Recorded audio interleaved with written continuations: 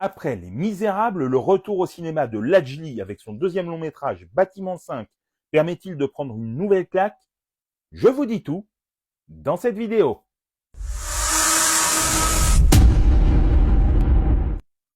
Salut à tous, dans cette nouvelle vidéo, je vous parle de Bâtiment 5, le nouveau film de Lajli avec Anta Diop, Alexis Mananti et Aristote Luyendula. C'est peu dire qu'on avait adoré Les Misérables et son côté Do the Right Thing, matinée de la haine, un film tendu, puissant et nécessaire qui nous avait laissé groggy. On attendait donc Bâtiment 5 le cœur haletant, en espérant que le miracle se reproduirait et les enjeux étaient grands, comme nous l'expliquait le réalisateur dans une rencontre avec le public au cinéma Le Méliès de Montreuil. Ouais, les enjeux, pour moi, c'est très important, parce que c'est vrai, Les Misérables, c'était mon premier film.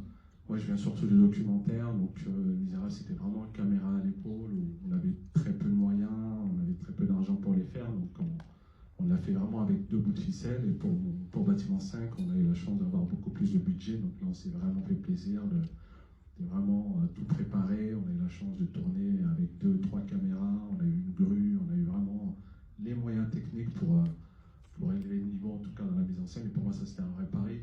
De me dire, ok, c'était un premier film, il était Les Misérables, mais le deuxième, c'est le plus important, c'est le plus dur. Et en tout cas, en termes de mise en scène, c'était un vrai pari que je me suis lancé de mettre la barre plus haute.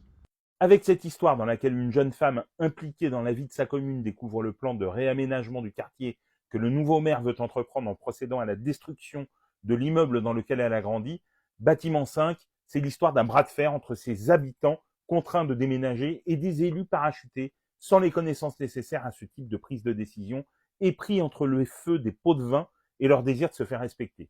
Lajli reprend sa cartographie des territoires en auscultant la politique cynique d'une ville de banlieue à travers des trajectoires croisées. Un récit personnel que le réalisateur souhaitait raconter. Déjà, le logement, je pense que c'est un sujet important. Je pense que c'est la future bombe sociale qui va pas tarder à exploser. Et c'est aussi une histoire aussi personnelle, parce que moi j'ai grandi à Clichy-Montfermeil, on a eu le plus gros plan de rénovation urbaine de France. Et je trouve que Montfermeil, plus spécifiquement, c'était une copropriété. Donc nous, on était copropriétaires de notre logement et on a fini par être expropriés pour une bouchée de pain. Donc c'est une histoire qui nous avait marqué quand on était plus jeunes et j'avais envie de la raconter.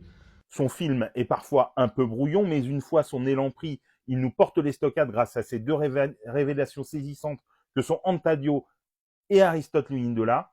Alexis Mananti, lui, se sort bien d'un rôle pas si simple, mais il parvient à donner son maximum dans un final qui, comme celui des Misérables, le laisse réellement bouche bée. Si Bâtiment 5 a moins de coffres sur la durée que Les Misérables, il n'en reste pas moins un film frappant et prenant, deuxième volet d'une trilogie sur la banlieue dont le cinéaste porte les combats inégaux qui se jouent sur ces territoires en souffrance. Bâtiment 5 sort au cinéma ce mercredi 6 décembre. Dites-moi en commentaire si vous l'avez vu et ce que vous en avez pensé. Et sinon, si cette vidéo vous a donné envie de le découvrir. Et pour des conseils ciné, séries, livres, n'oublie pas de t'abonner.